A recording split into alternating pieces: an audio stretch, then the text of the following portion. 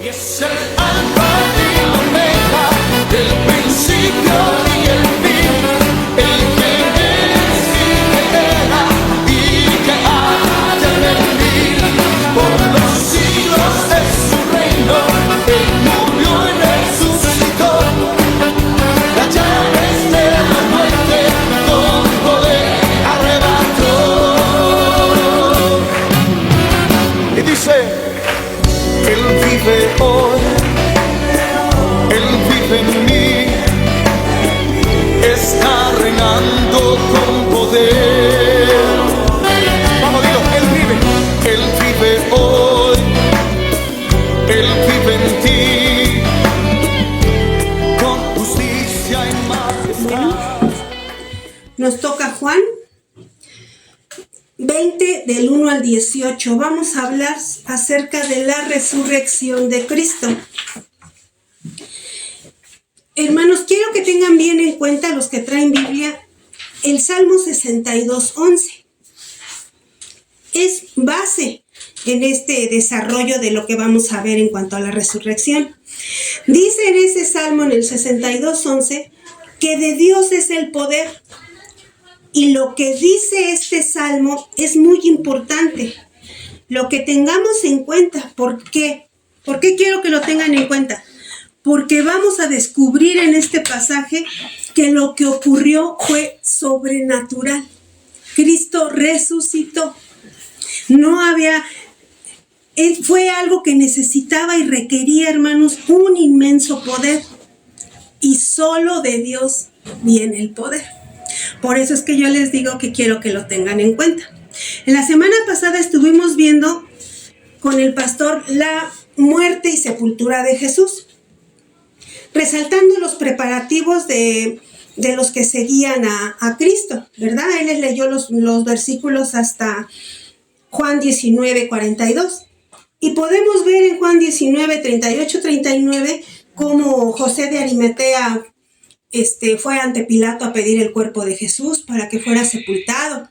Vimos también cómo Nicodemo llegó y preparó y llegó con bálsamos y mirra. O sea, la gente de Jesús estaba haciendo preparativos para el cuerpo de Jesús, para recuperar su cuerpo.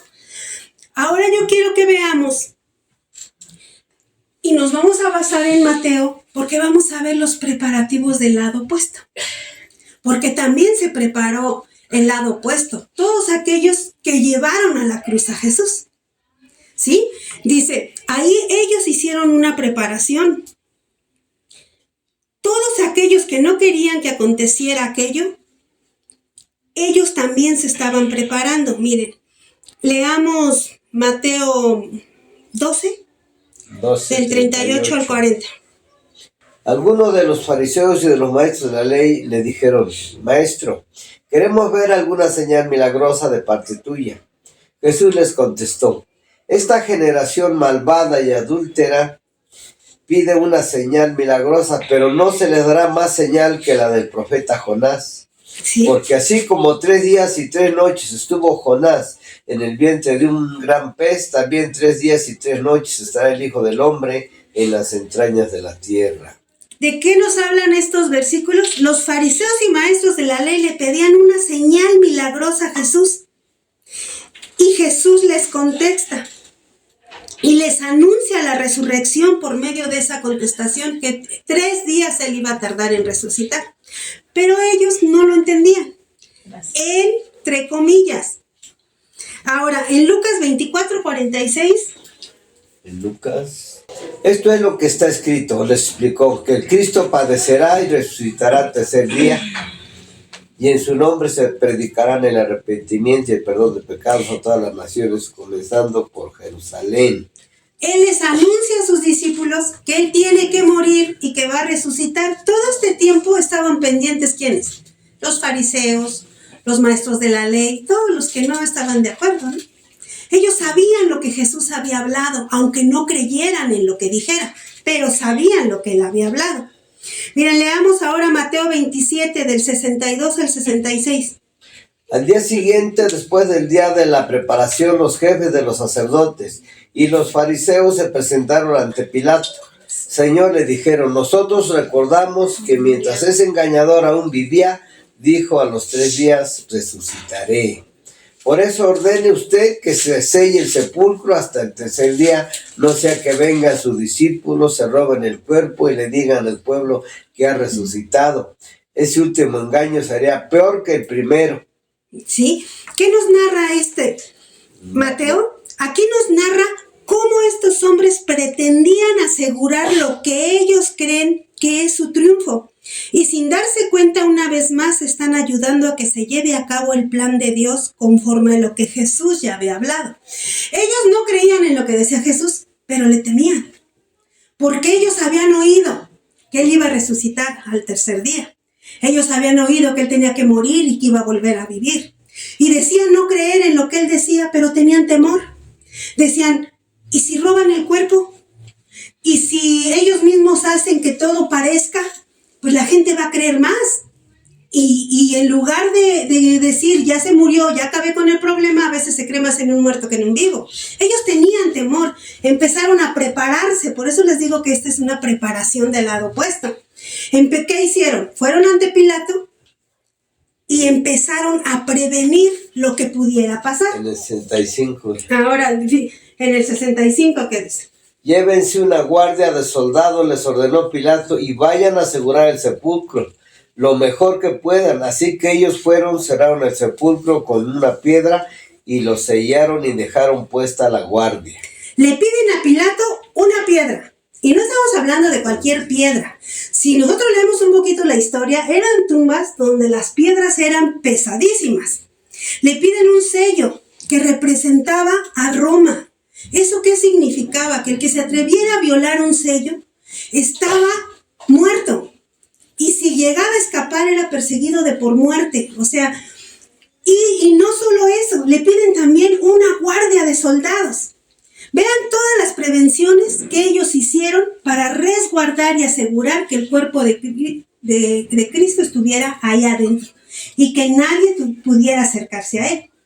Estos religiosos incrédulos en su humanidad creían estar asegurando su triunfo una vez más.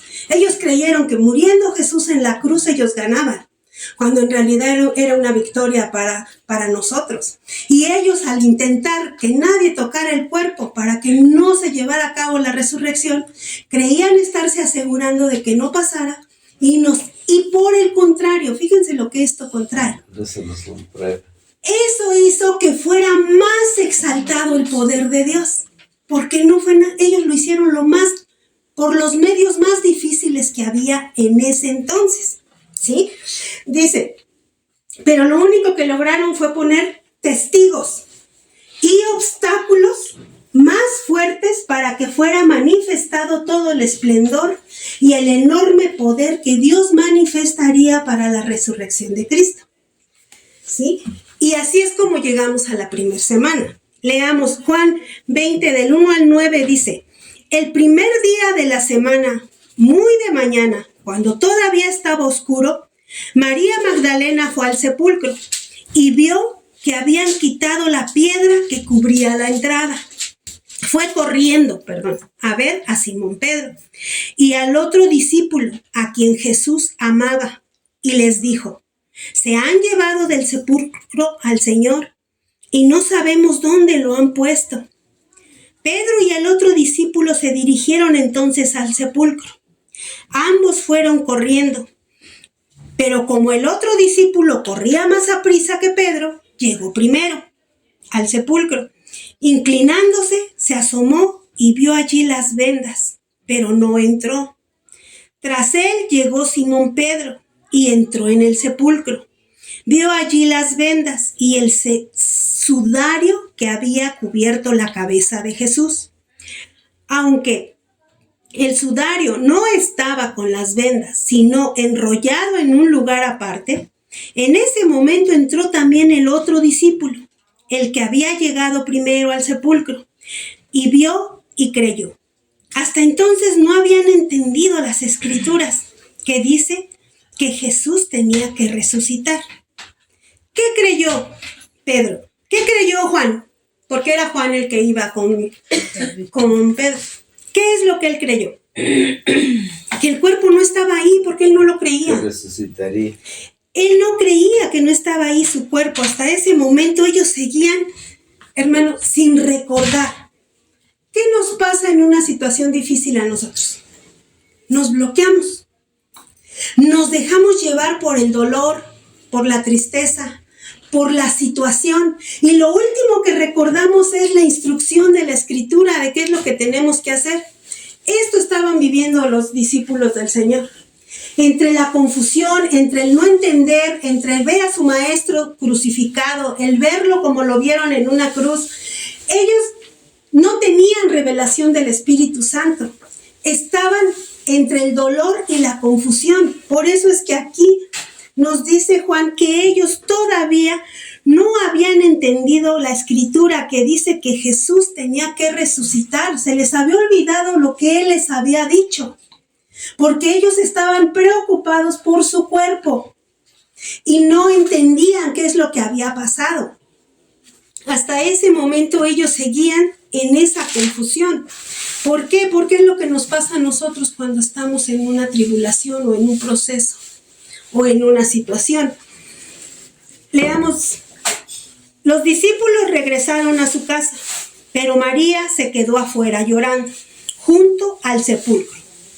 Mientras lloraba, se inclinó para mirar dentro del sepulcro y vio a 2 ángeles vestidos de blanco, sentados donde había estado el cuerpo de Jesús, uno a la cabecera y otro a los pies. ¿Por qué lloras, mujer?, le preguntaron los ángeles. Es que se han llevado a mi Señor y no sé dónde lo han puesto, les respondió. Apenas dijo esto, volvió la mirada y allí vio a Jesús de pie, aunque no sabía que era él. Jesús le dijo, ¿por qué lloras, mujer? ¿A quién buscas? Ella, pensando que se trataba del que cuidaba el huerto, le dijo, Señor, si usted se lo ha llevado, dígame dónde lo ha puesto y yo iré por él. María, le dijo Jesús. Ella se volvió y exclamó, Raboni, que en arameo significa maestro.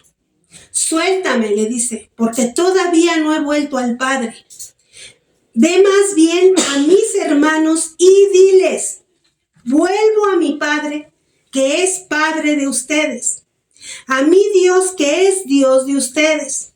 María Magdalena fue a darles la noticia a los discípulos. He visto al Señor, exclamaba, y les contaba lo que él había dicho.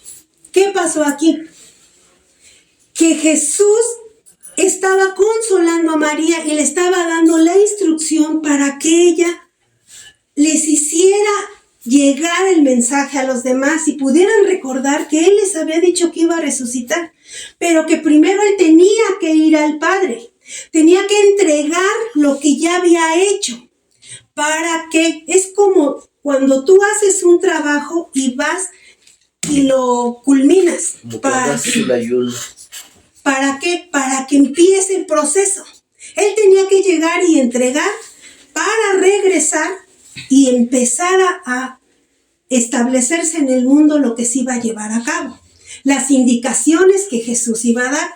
Los versículos que vienen en la enseñanza del domingo les va a hablar exactamente de eso, de lo que viene después, de la instrucción que da Jesús, de cuando Jesús sopla sobre ellos, porque es el inicio, les está dando la instrucción de lo que viene a continuación, pero él tenía primero que entregar el sacrificio que acababa de haber hecho.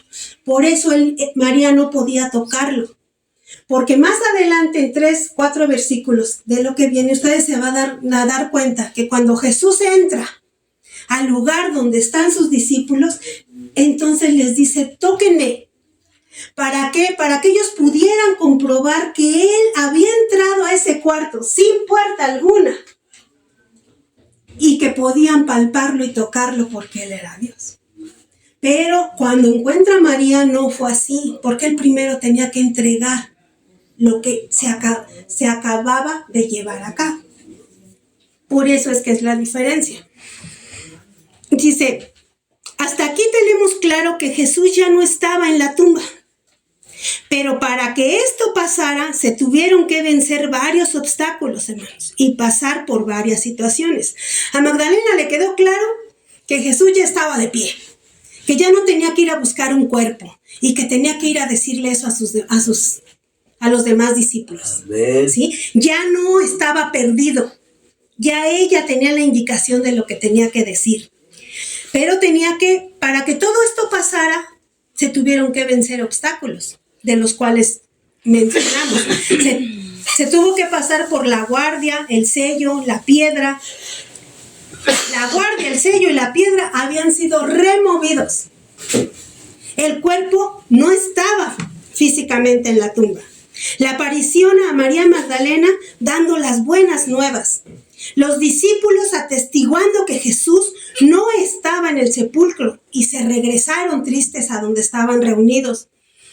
Y luego nuevamente se tuvo que vivir que María regresara a darles la noticia de que no solo había visto a Jesús, sino que había hablado con Jesús. Todo esto tuvo que pasar antes de que Jesús entrara a ese cuarto y se presentara ante ellos.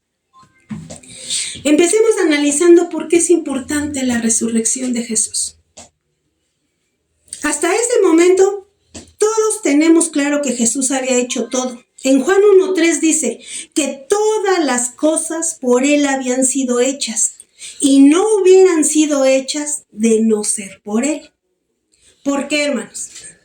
Salmo 62:11. Porque de Dios es el poder. Jesús, del agua, hagamos un cortito de lo que hemos leído en Juan. Fíjense, lo que vimos, así milagros que contados. Jesús del agua hizo vino. Transformar una sustancia en otra no es algo sencillo, y mucho menos en un instante. Pero ¿se pudo llevar a cabo? Amén, sí. Porque de Dios es el poder. Multiplicó los panes. ¿De pocos? Hizo muchos. Porque de Dios es el poder, hermanos. Sanó enfermos, paralíticos, ciegos, leprosos. Porque de Dios es el poder.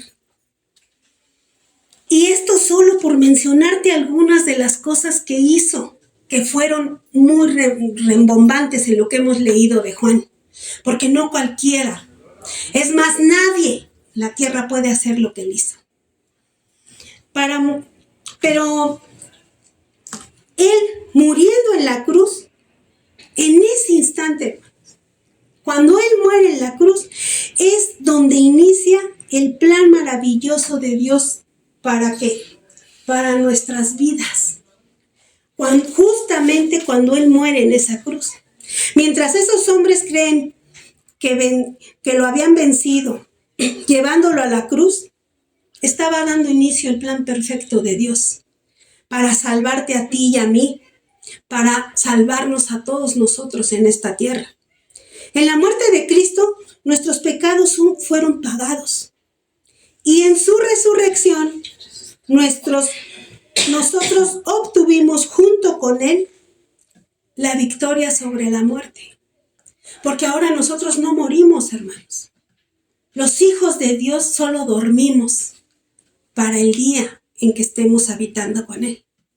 Ese día obtuvimos la victoria sobre la muerte, el día que Él obtuvo la victoria en la cruz y venció a la muerte.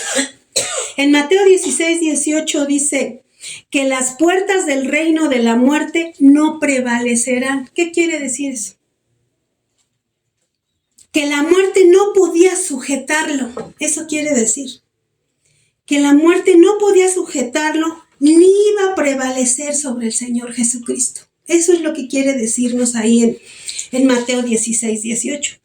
Y en Mateo 28:1. Después del sábado, al amanecer del primer día de la semana, María Magdalena y la otra María fueron a ver el sepulcro. Sucedió que hubo un terremoto violento, porque un ángel del Señor bajó del cielo y acercándose al sepulcro, quitó la piedra y se sentó sobre ella. Su aspecto era como el de un relámpago y su ropa era blanca como la nieve. Los guardias tuvieron tanto miedo de él que se pusieron a temblar y quedaron como muertos. El ángel dijo a las mujeres: no tengan miedo, sé que ustedes buscan a Jesús, el que fue crucificado. No está aquí, pues ha resucitado tal como dijo. Vengan a ver el lugar donde lo pusieron. Luego vayan pronto a decirle a sus discípulos, Él se ha levantado de entre los muertos y va delante de ustedes a Galilea. Allí lo verán, ahora ya lo saben. Esta narrativa en Mateo complementa lo que acabamos de leer en Juan. Juan solo nos dice que la piedra fue movida, que los guardias ya no estaban y que el cuerpo no estaba. Pero Mateo sí te relata cómo sucedió. Y nos dice que fue un ángel del Señor que bajó del cielo y quitó la piedra, rompió el sello y sentándose sobre ella. Y de la impresión que los soldados quedaron como muertos, no muertos, como muertos. Eso es lo que pasó, por eso es que la piedra fue quitada, los soldados ya no obstruyeron y el sello fue roto. Él sí describe cómo sucedió y cómo es que Dios lo llevó a cabo. Nos narra cómo fueron derrotados todos los obstáculos puestos por el hombre en su afán de impedir que se llevara a cabo lo dicho por Jesús. Una piedra sumamente pesada, hermanos, removida, quitada, no fue empujada.